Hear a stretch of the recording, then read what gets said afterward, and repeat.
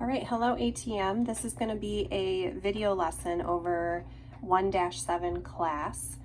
We will do the group portion together in class on Thursday. So I have the title slide in front of us. This is for 1-7, but we're going to actually start on the prep skills questions, which you can find on page 88 in your textbook. I'm going to let you guys do 1 and 2 on your own because I think those are easy enough. But what I want you guys to do is open your Google Slides in the Google Classroom assignment. So click on the 1-7 class slides, and I want you to fill in the text boxes along with me as I teach the video lesson.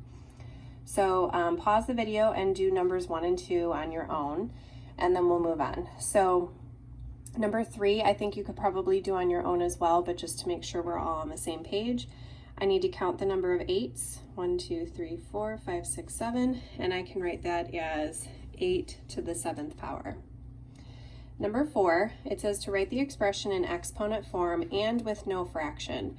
Well, first I'm just going to convert it into exponent form. So in the denominator I have 5 10s, so I can write that as 10 to the 5th power. Now here's the tricky part, it has to be with no fraction. So we have to remember our Algebra 1 and Algebra 2 exponent skills.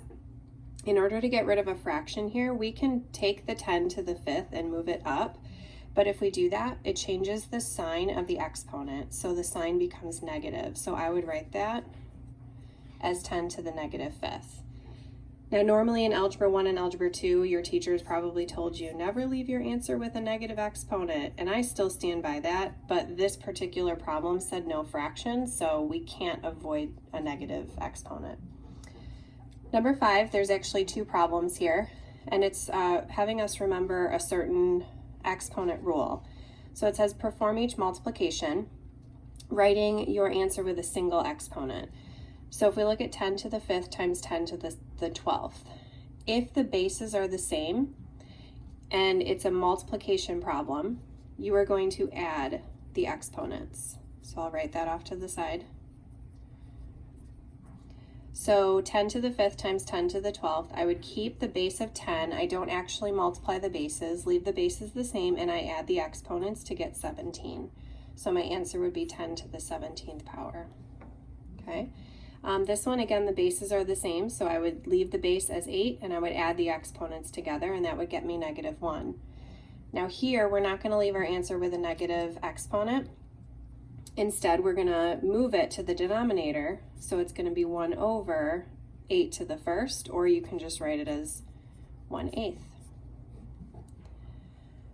So just remember, anytime you have a negative exponent, you can move it. Either if it starts in the bottom, you can move it to the top, or if it starts on the top, you can move it to the bottom and it becomes positive.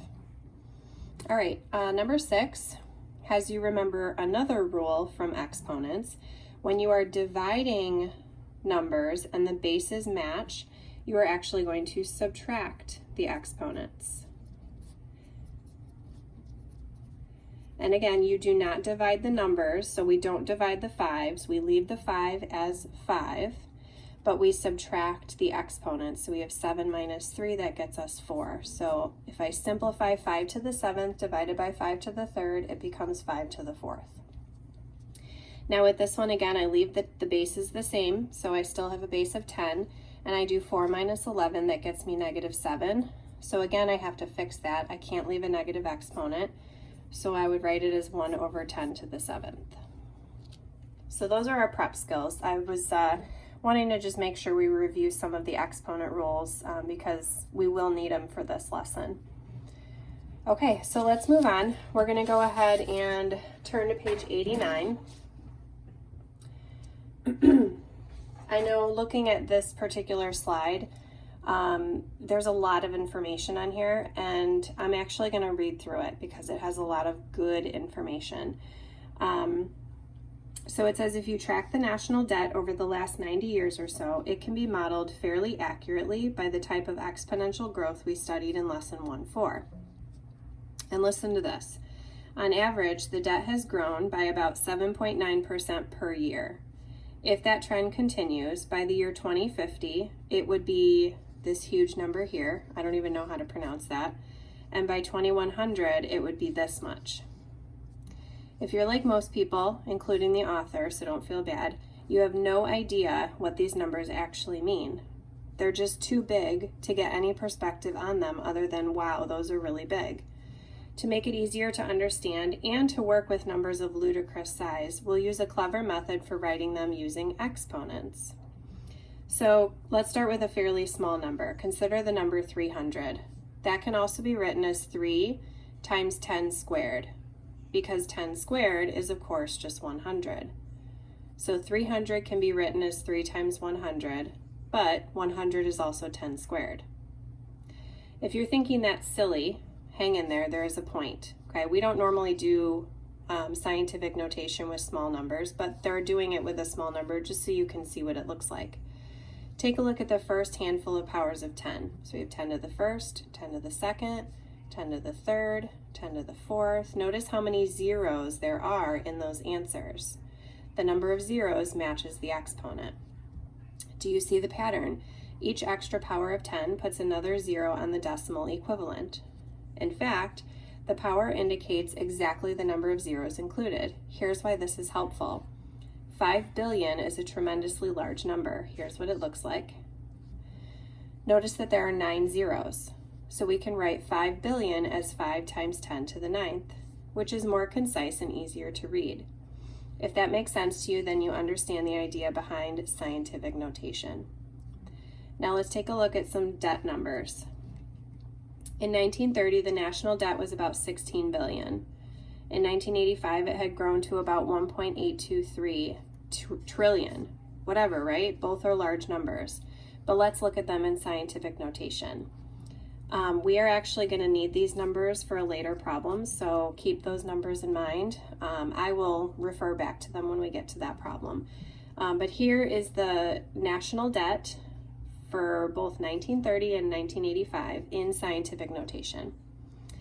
Because the first part of a number is proper, scientific notation is always a number between 0 and 10, and I'm actually going to argue that the first part should actually be between 1 and 10.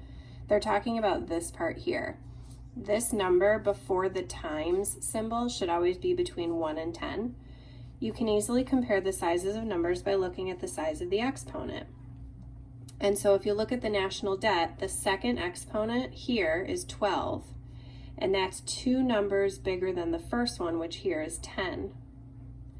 This tells us that the second debt has 2 more digits to the left of the decimal point in its decimal expansion, which makes it 100 times as big. So because this is 12 and this is 10, that means that this number is 10 to the second power, because we're subtracting. This number is 10 to the second power as big, which is 100 times bigger. So just between 1930 and 1985, the national debt grew by 100 times, which is huge. So let's try number 1, and we're going to start working a little bit with scientific notation. Okay, so number 1 says Earth is about 2.57 times 10 to the 7 miles from Venus, and Earth is about 4.67 times 10 to the 9th miles from Pluto. About how many times further away is Pluto? Careful, there's more to think about than the size of the exponent. So the key word here is times. They're not just asking how many miles further is it. They're asking about how many times further is it. So is it twice as far? If you were to travel from Earth to Venus versus Earth to Pluto, are you going twice as far, 3 times as far, 4 times as far? So to figure out how many times further it is, we're actually going to divide the numbers. So we're going to take the larger one, which I know this one's larger because it has a 9 as an exponent versus this one has a 7.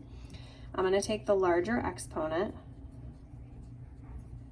the larger number, and I'm going to divide by the smaller number.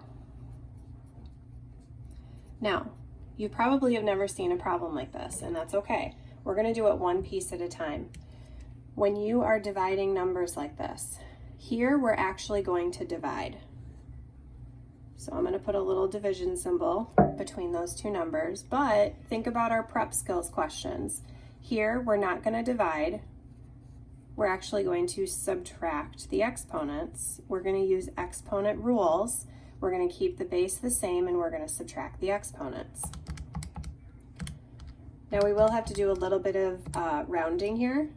So I'm going to round to 3 decimal places, 1.817. So if I divide these, I get 1.817 times, keep the base the same as 10, and subtract the exponents, and you get 10 squared. Okay? Now, if I were to tell somebody, oh yeah, hey, Pluto is this many times further than Venus, what the heck does this number mean, right? So keep in mind 10 squared is 100. So I can take this answer in the calculator and I can just multiply by 100. And I'm going to go ahead and round, and I'm going to say that Pluto is 182 times further than Venus. So if you were to travel to Venus, you would have to make that trip 182 more times to get to Pluto, which is crazy to think about. All right, let's move on. All right, the next section in the textbook, excuse me, gives you some ways where you can write large numbers in scientific notation. So let's say we wanted to take this huge number here, 3 million something. What we're going to do is we always have to move the decimal point to where there is just one digit before it. This is the key part here. You're going to move the decimal point to where there's just one number before it. So they're moving the decimal point from the very end, which, by the way, when you have a huge number like this, it's always at the end. They're going to move it all the way over here to where there's just one digit before the decimal point. So they're putting it between the 3 and the 9. And they went 1, 2, 3, 4, 5, 6 over to the left, and so they put the exponent of 6. And notice they didn't have to write any of the zeros here. They just write the actual numbers and drop the zeros off. So let's try it. Okay, so number 2 says the number of people in the United States in November of 2015 is this much. They want us to write it in scientific notation. So I'm going to write it just a little bigger so you guys can see where my decimal point starts and where my decimal point ends. So this is a huge number. The decimal point is technically at the very end. Now, in order to write it in scientific notation, I have to first decide where is my decimal point going to stop. And keep in mind, you always want to have just one digit before the decimal point.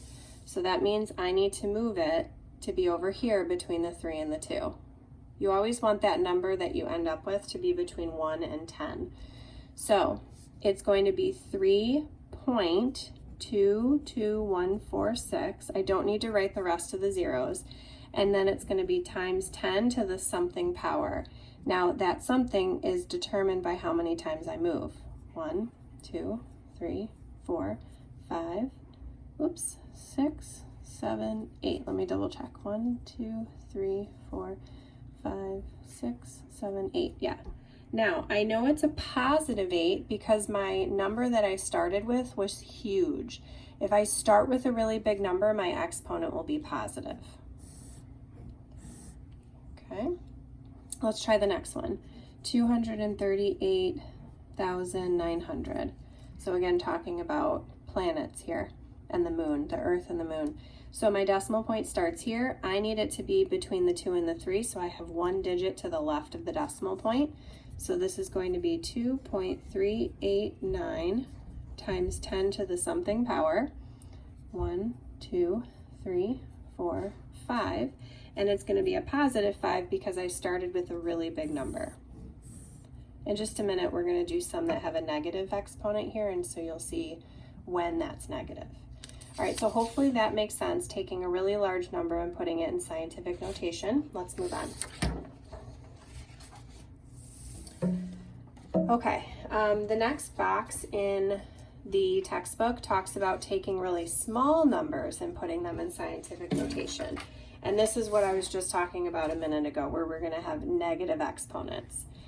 So as you can see, this is a pretty small number. It's got a lot of zeros after the decimal point here. So we first have to decide, where does the decimal point go? They decided to put it between the 4 and the 3, which I agree. You want one number to the left of the decimal point. And they moved it over 1, 2, 3, 4 times. So it's 4.37. Again, you don't have to write the zeros anymore. So just 4.37 times 10, and then it's to the negative 4 because we moved over 4 times. But we started with a really small number. So when you start with a small number, your exponent's going to be negative. So let's try it. Okay, so here we have really small numbers. It says a typical flu virus measures between these two numbers in length, and they want me to write both of them in scientific notation. So let me first rewrite it. Is that what, 7 zeros? 1, 2, 3, 4, 5, 6, 7, and then an 8? Okay. So I have to determine where is my decimal point going to end up. I want it all the way over here because I want one number to the left of my decimal point. So this is going to be 8 times 10 to the something power. 1, 2, 3, 4, 5, 6, 7, 8. Now it has to be a negative 8 because I started with a really small number. Let's do the other one.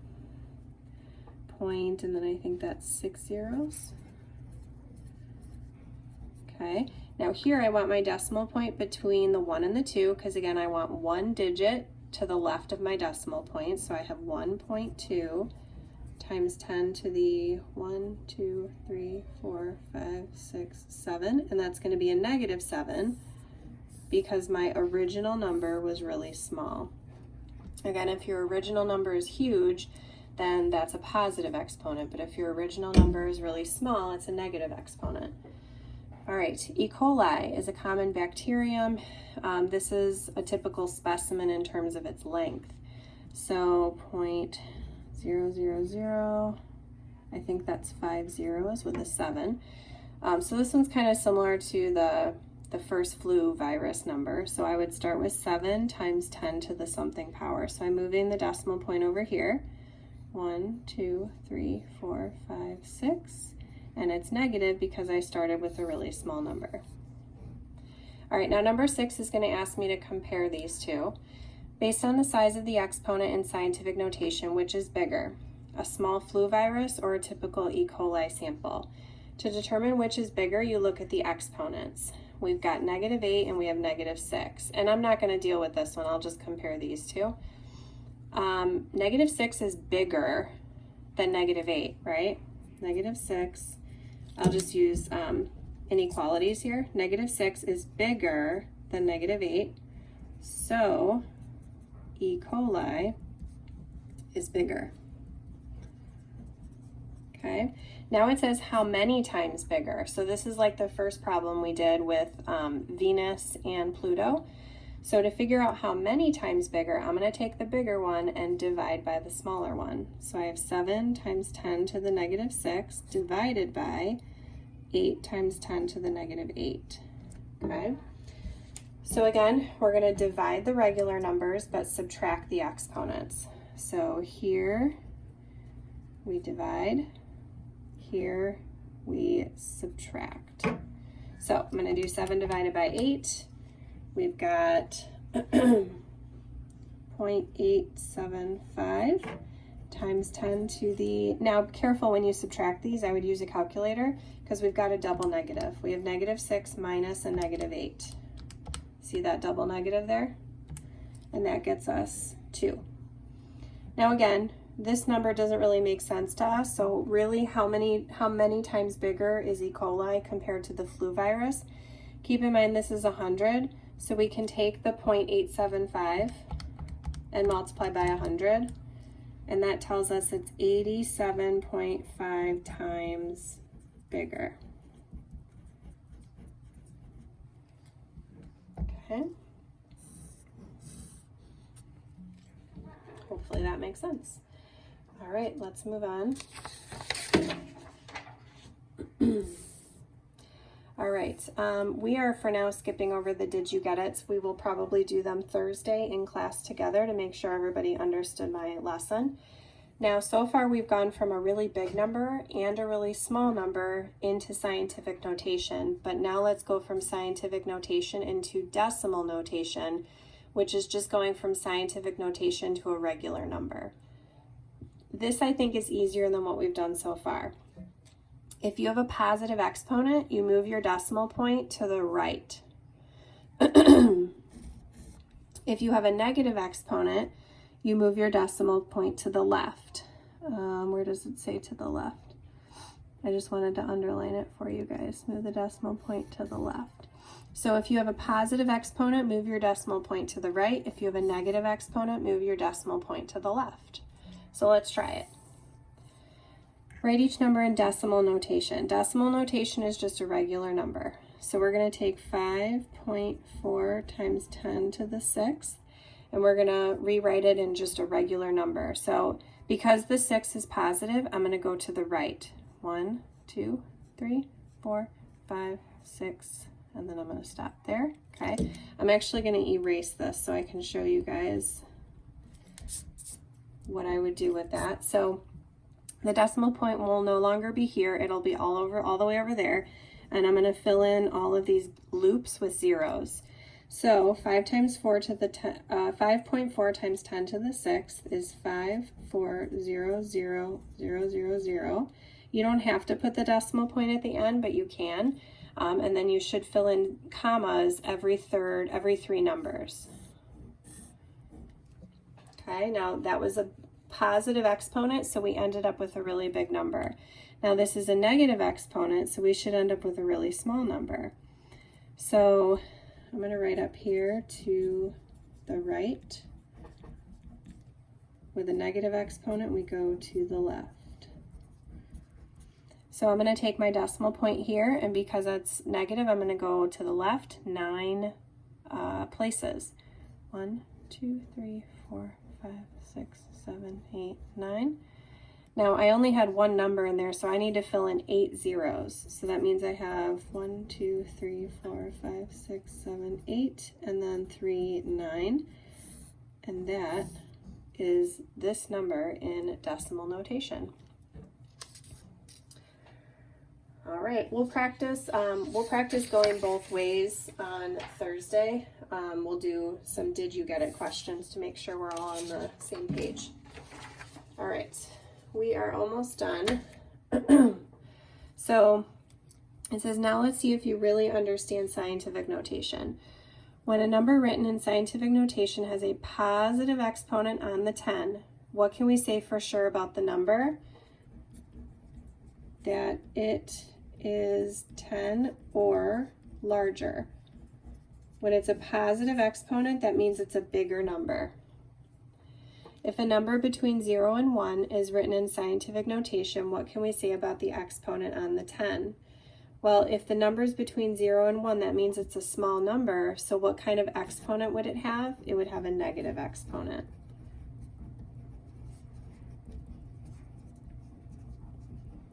Okay, so you have a positive exponent if it's a large number. You have a negative exponent if it's a small number between 0 and 1. All right, fill in the blanks. If a number in scientific notation has a negative exponent on the 10, to convert to decimal form, move the decimal place left because the number is less than 1.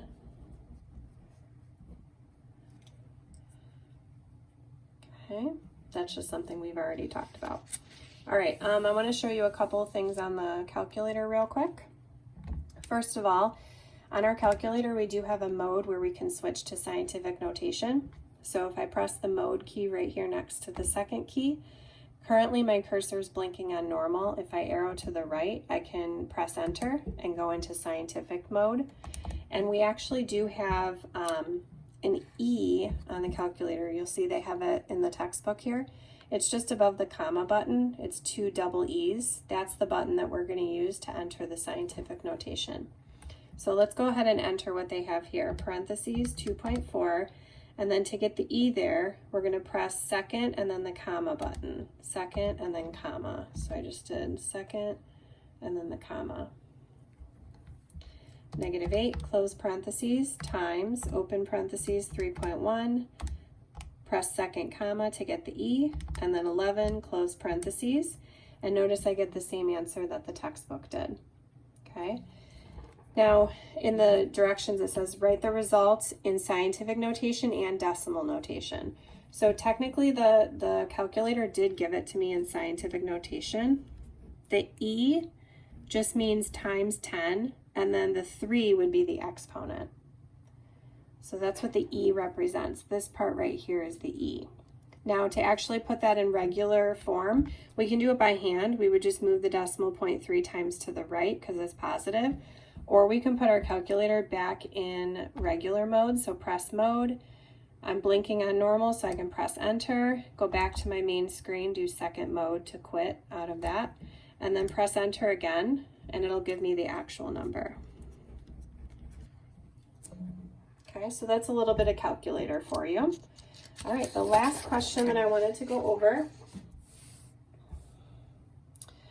It says the population of the United States was roughly 1.23 times 10 to the 8th in 1930, and 3.2 times 10 to the 8th in 2015.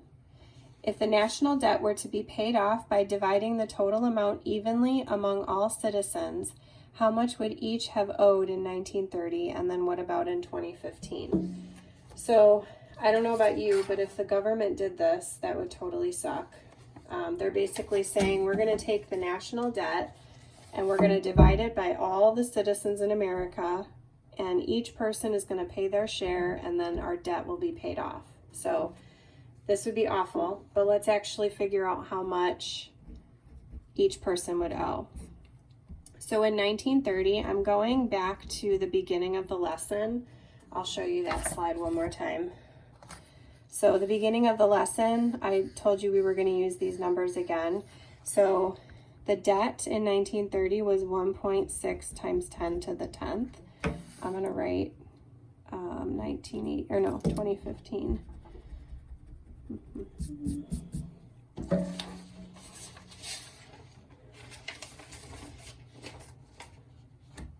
see. Okay. And let's see, the national debt in 2015, we got 1.8151 times 10 to the 13th. Oops, I should have put debt in front of that. Okay, so what we're going to do is we're going to take the debt and we're going to divide it by the number of people. So the population in 1930 is 1.2 times 10 to the 8th. The population in 2015 is 3.2 times 10 to the 8th, okay? So if this is the national debt, we're going to divide by the number of people to figure out how much each person would owe.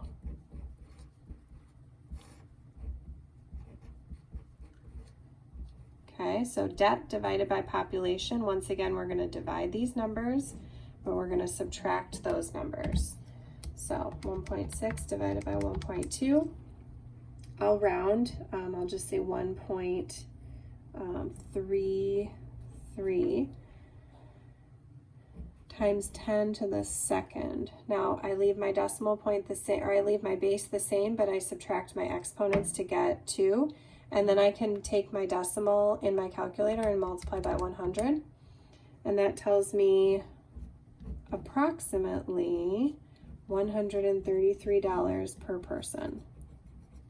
So in 1930, if each person, kids included, were to pay $133, every single person in the United States, our debt would have been paid off. So let's see, what about 2015? So this debt was given to us in the beginning of the textbook, in the beginning of the lesson. We're going to divide it by the population. So I have 1.8151 times 10 to the 13. I'm going to divide by 3.2 times 10 to the 8th. So again, I'm going to divide these numbers and I'm going to subtract those numbers. Okay. So 1.8151 divided by 3.2. Let's round. I'm going to actually give 5 total numbers here, and you'll see why in just a second. 0.56722 if I round up, times 10 to the, now here's why I did 5 total numbers here, because if I subtract 13 and 8, I get 5. So that means I have to move my decimal point over to the right 5 times. 1, 2, 3, 4, 5. So that's why I wrote that many numbers down. So move the decimal point to get out of scientific notation, and that means that approximately each person would have to pay $56,722, including kids. Each adult, each child, even infants would have to pay that much money if the government wanted the general population to pay off the national debt. So let's hope the government never does that to us. All right, that is 1-7. I realize it was extremely long. Thank you for sticking through and watching the whole thing. Make sure all of your text boxes are filled in. I know with the exponents, it's not as easy as it is to type it. So, just do your best. Make sure you at least have the answers listed in there. And maybe put the work off to a separate sheet of paper so that you remember how we did these problems. All right, I will see you guys on Thursday, and we'll do some more practice on scientific notation. Enjoy the rest of your day. Bye, guys.